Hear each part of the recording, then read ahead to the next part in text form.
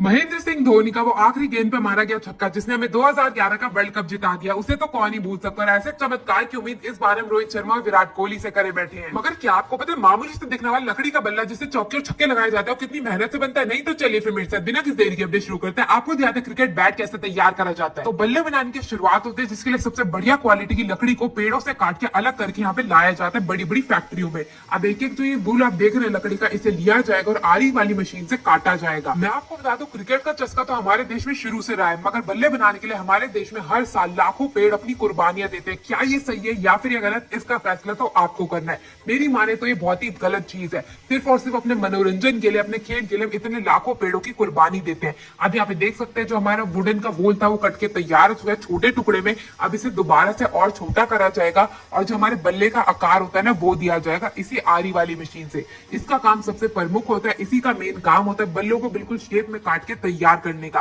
और जैसे सारे के सारे बल्ले के हमारे ढांचे बन के तैयार हो जाएंगे। अब यहाँ पे हमारे रफली कटे हुए बल्ले तो तैयार हो चुके हैं, मगर अब इन्हें फाइनल टच देने के लिए सबसे पहले एक बल्ला लिया जाएगा, उसे नीचे से गोलाई का आकार दिया जाएगा, ऊपर से भी इसे काट दिया जाएगा साइज के अकॉर्डिंग और उसके बाद इसमें वी शेप का कट लगाया जाएगा। ये वी शेप का कट इसलिए लगाया जाता है ताकि इसमें हैंडल जुड़ाया जा सके। कुछ बल्ले होते हैं जिसमें हैंडल जो है वो एक ही लकड़ी से काट के तैयार करा जाता है, मगर मोस्टली जो बल्ले तैयार होते हैं उसमें हैंडल जो है वो अलग से ही लगता है। तो आप यहाँ पे देख सकते हैं हैंडल को काट के इसे पहले नापा जाएगा कि ढंग से सेट हो रहा है या नहीं।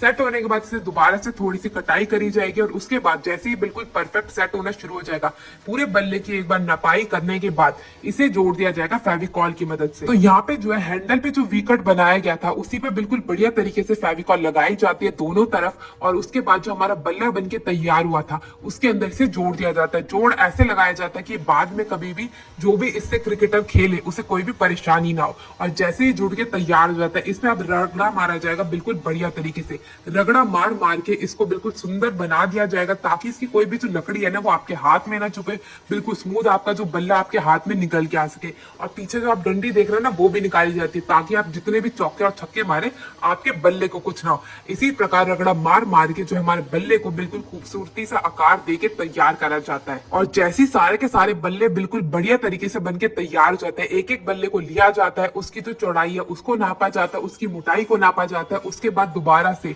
हाथ वाली मशीन लेके हर बल्ले को रगड़ा जाता है ताकि उसमें जो इतना भी ऊपर एक्स्ट्रा हो वो निकल सके और बिल्कुल सुंदर सा बल्ले का आकार जो है वो निकल के आ सके। आप यहाँ पे देख सकते हैं लगभग लगभग जो हमारे बल्ले है वो बन के तैयार है। अब इसे दोबारा से रोलर वाली मशीन में डाला जाएगा। इस मशीन का काम होता है कि बल्ले के जो मोटापे है ना उसको बिल्कुल इकसार करा जा सके ताकि गेंद कहीं पे भी लगे तो वो बिल्कुल अच्छे से उछले और जो बाउंस आता है ना बल्ले में वो आ सके। तो इसमें बल्ले को हल्का सा गीला करके डाला जाता है, नहीं तो बल्ले के फटने का डर रहता है। तो आप यहाँ पे देख सकते हैं अब इसे जांचा जाएगा कि अच्छे से हुआ है या नहीं। और जैसे ही बल्ला बन के तैयार हो जाएगा इसमें थोड़ी सी नकाशी करी जाएगी। भाई आजकल लोगों को हर चीज में ना कुछ फैशनेबल चीजें पसंद आती है, इसीलिए भाई बल्ले को भी नहीं छोड़ा गया है। पहले जो बल्ले मिलते थे वो बिल्कुल प्लेन मिलते थे, अब ये डिजाइनर बल्ले बन चुके हैं तो इसमें थोड़ा सा डिजाइन डाला जाएगा। 4 इसमें लाइनें बनाई गई है, इसमें 2 छेद भी बनाए जाएंगे और यहाँ पे जो है ना हमारे बल्ले की फिनिशिंग तय है।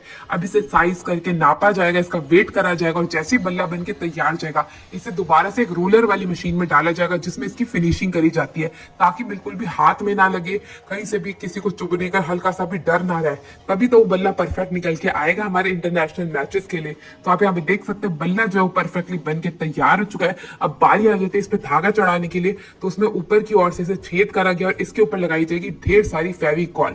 तो आप यहाँ पे देख सकते हैं बिल्कुल बढ़िया तरीके से फेविकॉल भी लगा दी गई है और ये ले लिया गया कॉटन का धागा। कॉटन का धागे को अच्छे से बैट के ऊपर चढ़ा दिया जाएगा और जैसे ही धागा बिल्कुल बढ़िया तरीके से चढ़ के इसके ऊपर तैयार हो जाएगा, अब धागे को कर दिया जाएगा काट के तैयार और जो हल्का सा धागा बाहर निकल रहा है ना उसे भी फेविकॉल से जोड़ दिया जाएगा। अब बारी आ जाती है भाई पॉलिश करने, क्योंकि बिना चमक चमाती चीजों की तो आजकल किसी को कोई चीज पसंद ही नहीं आती है। तो अब बैट को चमक देने के लिए यहाँ पे पॉलिश लगाई जा रही है। लगभग 2 से 4 कोट पॉलिश के बैट के ऊपर बिल्कुल बढ़िया तरीके से लगाए जाएंगे तब तक जब तक बल्ला जो है ना हमारा चमकना शुरू ना हो जाए। और जैसे ही बल्ला हमारा चमकना शुरू हो जाएगा इस पे थोड़ी सी लेबलिंग करके यहाँ पे हमारा बल्ला जो है वो क्रिकेट खेलने के लिए हो चुका है बिल्कुल तैयार। यही वो बल्ले हैं जिससे हमारे देश के धोनी ने लाखों चौके छक्के मारे और हमें हमारा वर्ल्ड कप जिताया इतने सालों बाद। यही उम्मीद इस बार भी है कि हम इस बार भी वर्ल्ड कप जीते और इंडिया और पाकिस्तान के मैच के इंतजार तो हम सबको बेसब्री से हो ही रहा है कि इस मैच में तो हमें जीतना ही है। ऊपर हैंडल की ओर से भी रबड़ चढ़ा दी गई है ताकि आप जितना भी क्रिकेट खेलें आपके हाथ में ना लगे। अगर आप भी मेरी तरह विराट कोहली और धोनी के फैन है तो इस वीडियो को ढेर सारा प्यार प्यार दीजिएगा। मैं मिलती हूँ अगली वीडियो में, तब तक के लिए टेक केयर, गुड बाय।